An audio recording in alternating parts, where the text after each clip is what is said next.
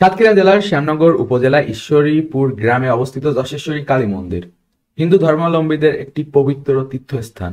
যশেশ্বরী শব্দের অর্থ যশোরের দেবী।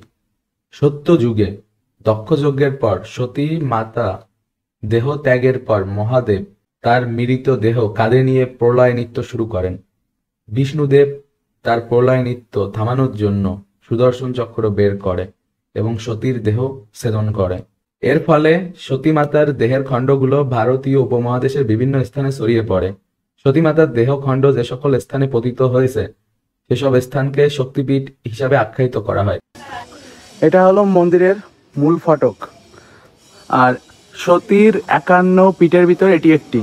এখানে মা কালীর অথবা আপনি মা সতী কিংবা মা দুর্গা যাই বলেন, তার হাতের অংশ আছে, হাতের তালু বলা হয়, যেটাকে থাম বলা হয়।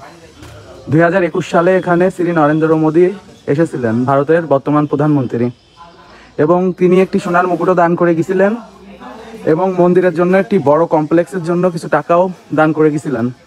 আর এটা হলো মা কালীর মন্দির। এটির অবস্থান সাতক্ষীরা জেলার শ্যামনগর উপজেলায় এবং মন্দিরের নাম যশেশ্বরী কালী মন্দির।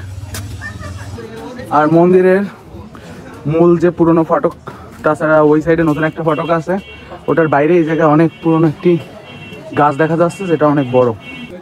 আর এখানে পুরনো যুগের কিছু বিল্ডিং দেখা যাচ্ছে, যেমনটা এই জায়গায় দেখতে পাচ্ছেন। এই সাইড দিয়েও কিন্তু মন্দিরের আরেকটা গেট আছে, যেমনটা দেখতে পাচ্ছেন, এটা ফ্রন্ট ওপেনিং গেট। মা কালীর প্রতিমাটি ঠিক এখান থেকে সোজাসুজি।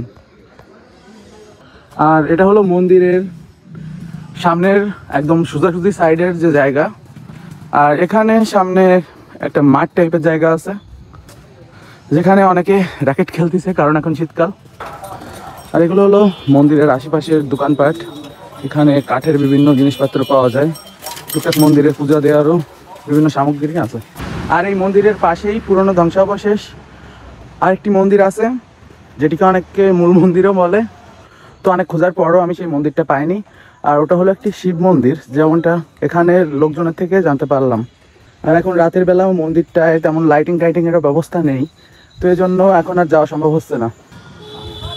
তো এই সেই পথ যেটা দিয়ে আমি মন্দির খুঁজতে গেছিলাম। সো গাইস, আশা করি ভিডিওটি আপনাদের ভালো লেগেছে। যদি ভালো লেগে থাকে অবশ্যই কমেন্ট করে জানান, ভিডিওটিতে লাইক দিবেন এবং শেয়ার দিতে ভুলবেন না। আর পরবর্তীতে কি ধরনের ভিডিও চান কমেন্ট করে জানান। সুস্থ থাকুন, সুন্দর থাকুন। Have a nice day. Good bye.